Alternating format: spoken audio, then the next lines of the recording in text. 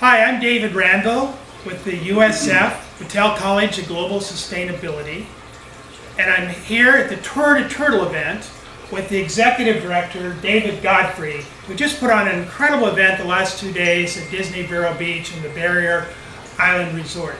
David, let's begin by having you tell us a little bit about the Tour to Turtle event and why it's so important to saving and preserving sea turtles. Sure. Well, the Tour to Turtles is an educational program that grew out of our research monitoring the migration of sea turtles, which we've been doing for about 15 years.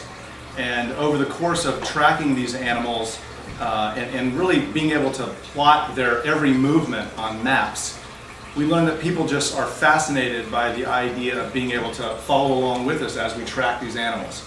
So we developed an idea for an education program that would allow people to do just that and actually frame it in the context of a race.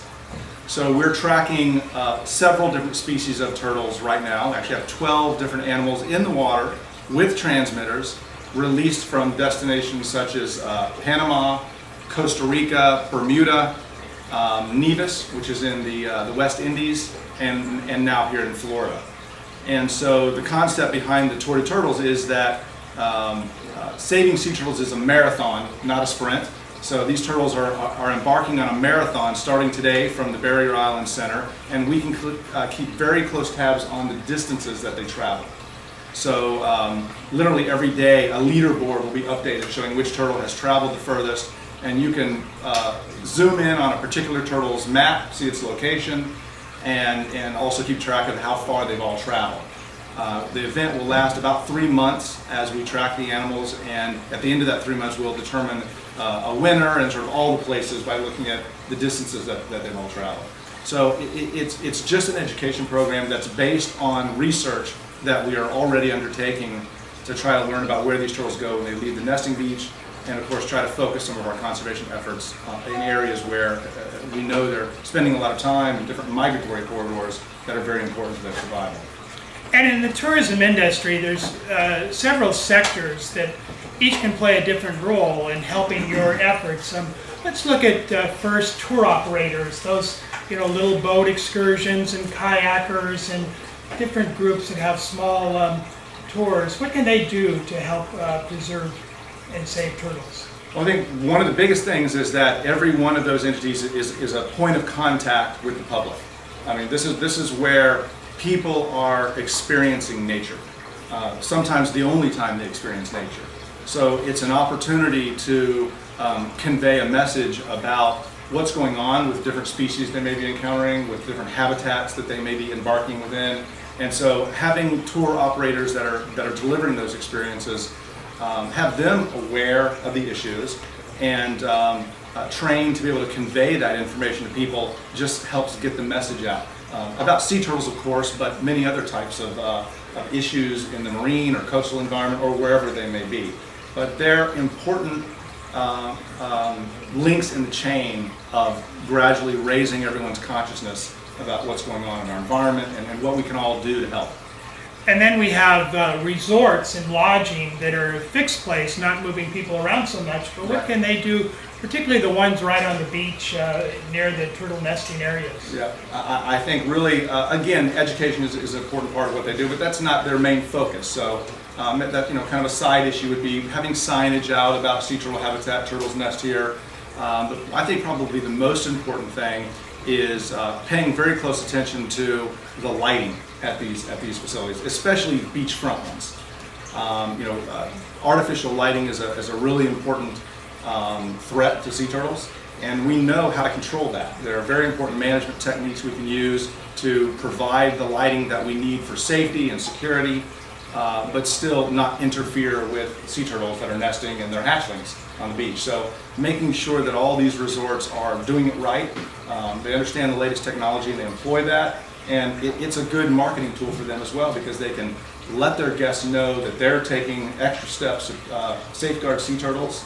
And as we work with different resorts around the state of Florida to convert their lights to the best turtle technology, we're hearing back from a lot of them saying that they're seeing 50, 60, 70% reductions in their energy bills associated with those exterior lights. So they're saving money by saving the turtles. They're saving money, saving turtles, and it's really, a win-win. And do some of these resorts actually participate in marking the nest and educating the guests to stay away from those marked areas? Well, in the state of Florida, in order to do that kind of work, you have to be permitted by the state. So there's a level of training and certification that goes into performing that function. And there are some facilities around the state that have gone through that process. Most every areas of the nesting beach are in the state of Florida have somebody that's monitoring them, not necessarily marking every nest, but at least keeping track of turtles and getting overall counts into how many turtles are nesting there. It contributes to the statewide database, which is a very important management tool for us. But some resorts can participate in that kind of activity. Often it's local nonprofit groups or NGOs, and you may have employees or volunteers associated with the resort that participate with that local organization. And what about the cruise ship sector, cruise lines? Are there things they can do to contribute to seafood? Going back 20 years or so, the cruise ship industry was really facing a lot of public relations problems because people were hearing about their billages being dumped at sea, lots of garbage being let loose at sea, and I know industry-wide they've taken great measures to stop that. And so obviously we want that to continue perfecting systems of controlling their wastewater, sewer, any garbage. We don't want any of that overboard, and they don't either, because they're out there showing people this spectacular marine environment in the Caribbean or wherever else they're traveling, so they want to protect it as well. So that's an important part of what they can do, as well as educating these people. They're taking them to spectacular locations where turtles are traveling, where they're nesting, and once again, they can help us raise awareness when people are on board. And they also can maybe select tour operators that are more turtle friendly. Absolutely. As the ones that they promote when they come into ports. Absolutely. A really good example of that is in the Cayman Islands. We have the Cayman Island Turtle Farm, and the Cayman Islands are an important destination for a lot of cruise ships. And right now, you can go to the Cayman Island Turtle Farm, and they're producing turtles for consumption. And so you have tourists from all over the world that are being brought there by the cruise ships. They're endorsing the turtle farm. They bring people there, and then one of the messages they get when they're there is, "Hey, green turtles are fun to eat." And then they go back to wherever they're from, and it helps generate demand for eating an endangered species. So we're trying to work with the Cayman Islands and the Cayman Island Turtle Farm to change how they approach business, but an important part of that could be if the cruise ship industry helps us in conveying that message to the Cayman Islands. What about destinations? A large community, a large number of people coming for many different purposes in that destination. What can they do as a whole community to make sure that their guests are turtle friendly when they arrive? Right.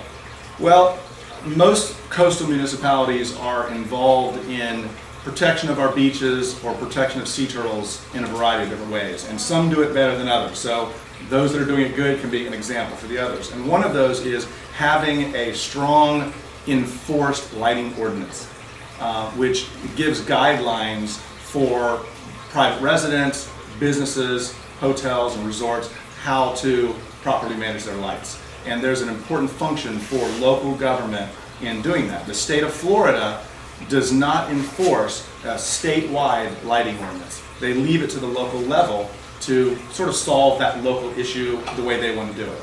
And so a very important role for every coastal town or county government is to have a good lighting ordinance that they also enforce. And you can do that not with a heavy hand, but with education and guidance and assistance to people just to come into compliance with turtle-friendly regulations. Are there any tour operators or lodges or cruise lines or destinations that stand out to you as maybe best practice examples that are leaders in the industry for conserving turtles? We work with a lot of different facilities that do a lot of things very well. Our organization has not done an overall certification program for sea turtle friendliness, so I don't know that I could single out someone and say they do everything right, because I don't know. Right. But there are some, for example, the Disney Vero Beach Resort, which if you go on that beach at night, it is really dark. And I mean, this is a resort with a lot of guests. They keep people off the beach at night during the nesting season. I mean, they literally lock the gates. Your keys don't open the gate to get down to the beach, and they have personnel on the beach discouraging their guests from walking the beach at night on their own. They're monitoring and protecting nests, and all of their lighting uses turtle-friendly technology. So, and at the same time, they are raising money for conservation purposes at Disney and at the resort, and contributing it to groups like ours and others that are doing things to help. So they, if among many, stand out as a really good one. I would say, you know, in addition to the lighting issue, any of the resorts that are being built that are set back far enough from the water so that they don't need to build seawalls. You know, you can live and engage in recreation on a very active sea turtle nesting beach and not disturb turtles hardly at all.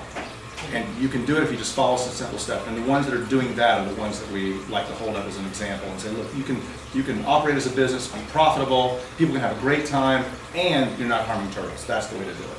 Thank you, David. This has been very helpful for our readers to learn more about sea turtle conservation and tourism, and thank you for the great work you're doing. My pleasure. Thank you. Thanks for having me. Taking care of the planet and helping conserve and preserve our sea turtles. Thank you.